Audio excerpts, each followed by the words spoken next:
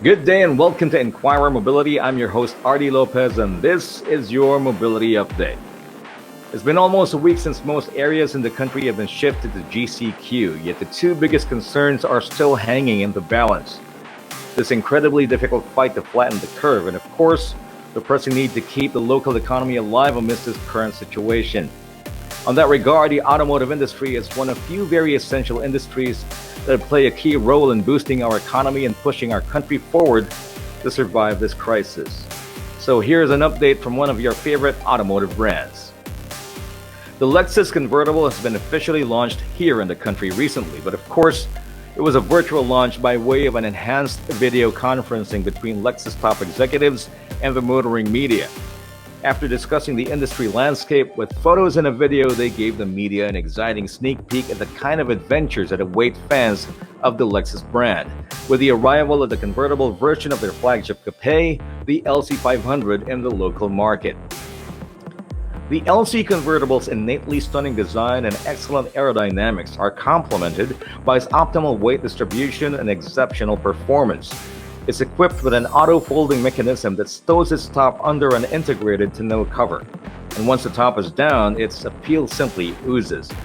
No detail about its build quality has been spared to evoke luxury and communicate its fluidic and clean design language. But that's just half the story. With a naturally aspirated 5-liter V8 engine mated to a 10-speed direct-shift automatic transmission, the LC delivers exhilarating linear acceleration to the tune of 471 horsepower and 398 pound-feet of torque. The abundant power is tuned to adjust to the chosen driving scene, from tame to, not tame at all.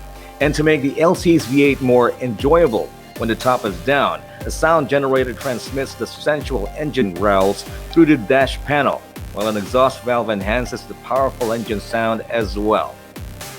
Whew! The LC500 convertible will go on sale in Manila by the third quarter of this year. So what do you say we behave and just get there safely, huh? That's right.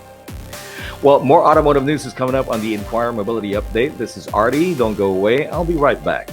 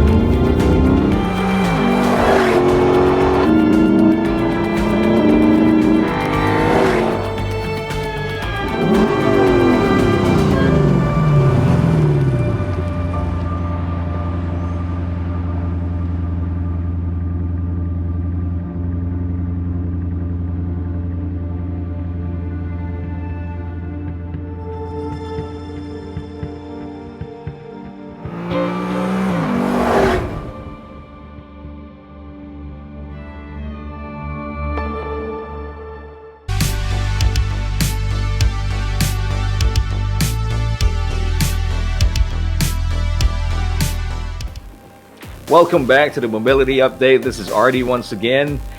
And while everybody's calling this situation we're in the new norm, I think that new term's going to get old quite fast. But, while everybody's adjusting and compensating to, cope, the automotive industry has taken action and prepared well in advance. And we got the opportunity to interview the managing director of Ford Philippines himself, PK Shankar. Take it away, Artie.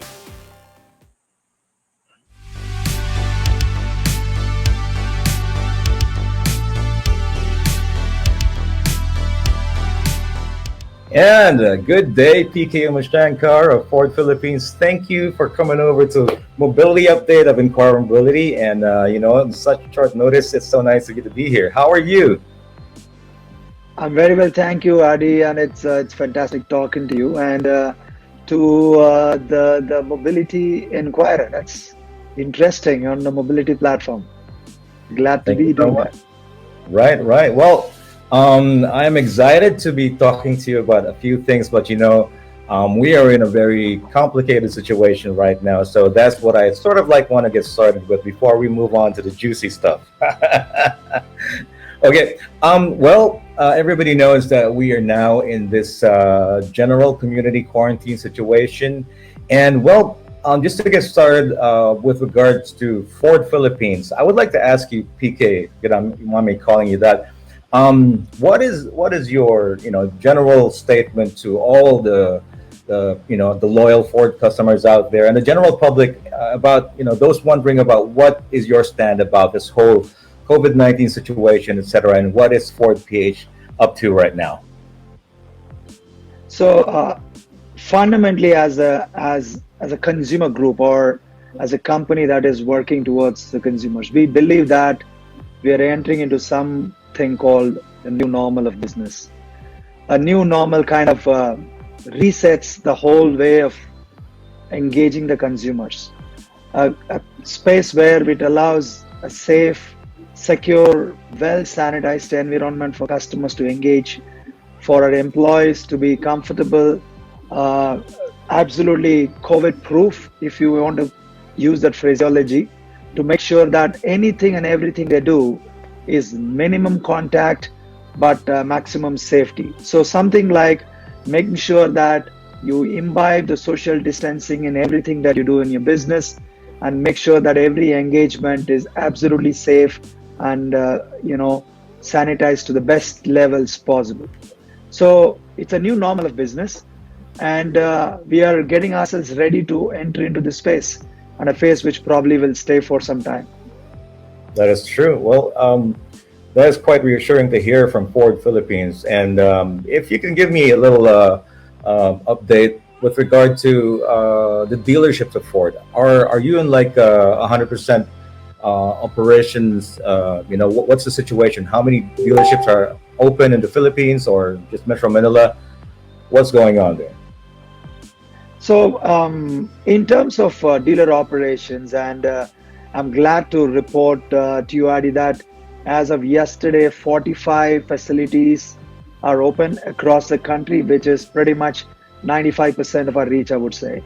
And a couple of facilities are still in the process of opening. They needed some local approvals by the authorities with respect to requirements to be followed and the evaluation process thereon. And while I say that 45 facilities are open from yesterday, we also had about 15 facilities operating since start of this month as well. So there were locations there which supported customers on the service angle pretty much, and there were locations that operated both sales and service as well during the time. There were smaller locations, but they were still engaging the customers in those places, which did not come under the ECQ, and they were under a GCQ norm, which allowed for businesses to operate. The locations where we are still not fully on is Cebu, for example, which is on a ECQ, and Right. a couple of other smaller locations. But I would say by and large, we are back into the business. With 45 locations, we are strategically covering almost whole of the country, I would say. Right, right. Great. I guess there are two situations out here with regard to more or less, the point of contact with the Ford dealerships. Of course, there would be the potential customers who, in this period, at the start of this week, when things have sort of like relaxed a little bit from the quarantine, and when they're interested in checking out Ford nameplates in the showrooms exactly, or of course the existing Ford customers who, for example, have their vehicles in for servicing or the periodic maintenance, etc. what would be your protocol for safety? For example, for a walk-in customer who would enter any Ford dealership here in Metro Manila or out of town, how does it start? Say somebody gets into, right in front of the door. Can you give me a picture of what happens exactly from there on?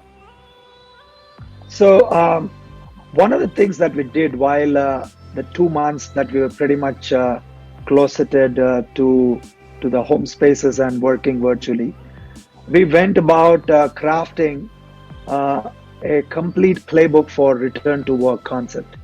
We used what we learned out of other markets. Basically, China went into operation much before us, and also from other markets. So we had a full playbook that comprehensively covered every aspect of a business to make sure that every role holder within the dealership is aware of how he has to engage with the employees that work with them, as well as with the consumers that they will come across.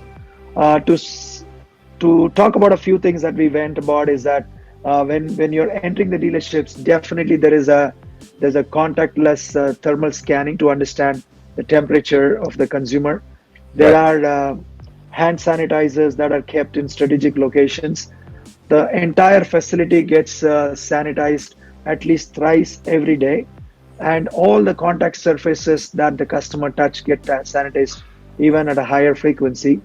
All the contact places where customers would engage is barricaded appropriately to provide them necessary protection. All of the customer facing staff, the service advisors, sales consultants, reception people, dealer customer relations are all with a mask and the face shield as a standard. And everybody follows a safety protocol in terms of social distancing. We also make sure that as we usher in the customers, they get seated appropriately with social distancing norms put in place. And to your point, with respect to walk-in customers, how do you manage them? What we are doing is that we are heavily going on appointment customers. We are fixing appointments and making sure we slot the appointment for the customers in such a manner that there is no traffic that comes in, surprise walk-in to disrupt this process. Right. Though there will be walk-in consumers, there are adequate bays available to entertain the walk-in customers, and the walk-in into the dealership allows them to follow through the social distancing protocol as a standard. And because every role holder, whether it's a parts person or a sales consultant, have been taken through by the zone managers that engage them, whether sales or service, to teaching them as to how to engage the customer. So while we were not opening, we were engaging the dealer staff and training them as to how to engage the customer with all safety protocols in place. That's fantastic. They're very reassuring. So, since everything's set, since I guess also all the information on the protocols for safety are also on your website, I guess when where the portal where the customer might be setting their appointment for a visit. What about like for example, extra steps taken for safety with regard to the servicing of Ford vehicles? Would there be like a pickup and delivery service? So to prevent having to go to the dealership for servicing, for example. Is there something in place like that? So I was talking about we had about 15 locations that were already operating in the last 15 days, and the service load within that, of course, there's fair amount of appointment customers.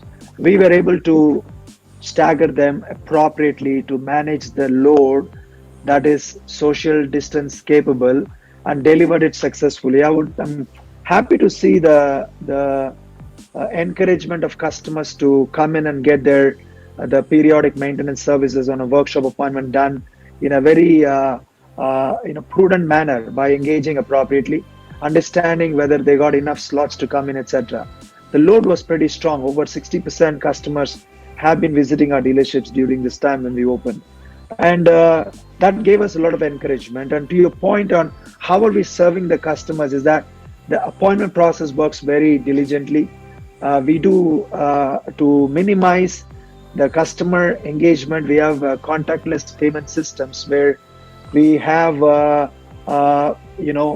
cashless payment mechanisms Right. triggered to make sure that there's no contact with currency whatsoever to make it easier for customer and safer.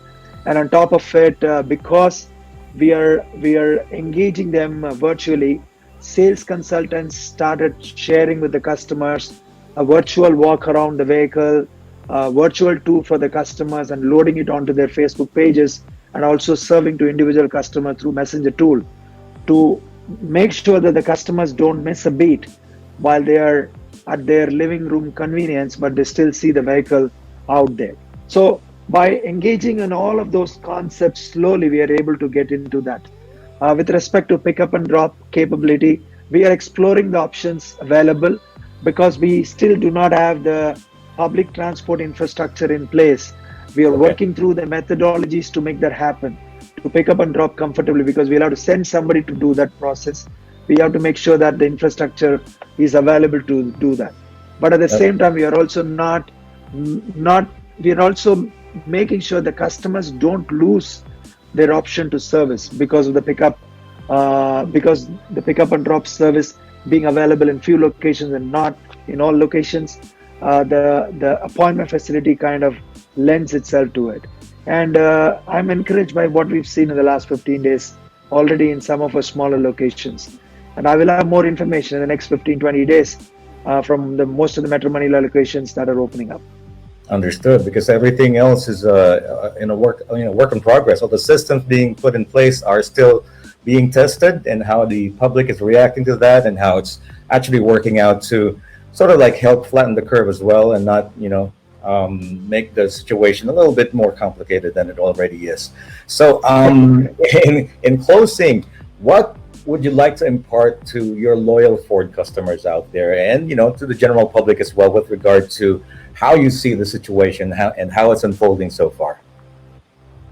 So thank you, Adi. And firstly, the overwhelming response that we have from our consumers who have been reaching out to us when we opened out our when the Ford dealership stopped, our customer relationship center was working over. I think we worked 24 hours during the period so that any queries that was coming into the customer, we were able to engage. And we kept the service open through the quarantine period to make sure we are in touch with the customers for any issues they may have. On top of it, we made sure that the safety protocols that are available are communicated to them. We got public notice out to them through our web page and the Facebook page, advising them a few things that we are doing already, supporting them, whether it's the support that we gave them on the warranty process, etc., is out there to take care of their angst during the time when they cannot bring the vehicles into the dealerships during the lockdown. We are still protecting them for the warranty process, etc. So we continue to stay in touch with them. Our loyal customers are very important, and we are doing everything to make sure that we take care of their safety aspects, and customers can rest assured that when they are engaging with the Ford dealership, they are completely and absolutely trained to make sure they do an absolute right, COVID safe service to them to make sure that their requirements are fully met. Fantastic. So that's really going further with the Philippines. That's going Okay, further, and absolutely right. that's right. So thank you for that. But I'm not gonna let you go just a little bit yet, because I know that there's this upcoming development that we're all looking forward to, and that would be the launch of the new Ford Everest, and that would be happening in a couple of days virtually. Everything's happening virtually these days, but I don't know if I could like convince you to share a little bit of information as to what we can expect from the new Ford Everest. This is an old Ford Everest photo, by the way, so excuse me about that, but that's the only thing I can pull at a very short notice. But would you care to let us in on some insider information, if you don't mind? Whatever you Uh, want to share. thank- What can we we're gonna expect? meet again. We're gonna meet again on Thursday, and we're gonna Okay. share a lot about it. But what I can tell is that with advent of the Everest sport in Philippines, what we're trying to get across here is to make sure that we bring the elevation to the Everest brand, and also to make sure that every Everest enthusiast out there is complemented with a fair amount of technology as well as the styling that is very very much the part of the new Everest Sport launch. And quite a bit of exciting content that's coming along with that. And with that, I can also say that we are entering into a very competitive space within the medium traditional utility segment. We operate with titaniums, which is pretty much at the top end of the segment, but with the advent of the Everest Sport, we are going to enter to the mainstream MTU segment space with the right content and right positioning, which you will hear Adi very much in the next couple of days. I can't wait.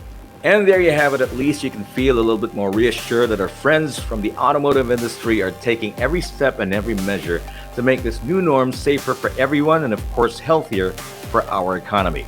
Once again, this has been Artie for the Mobility Update. Thank you for sitting in. More news from the automotive industry when we come back. I'll see you.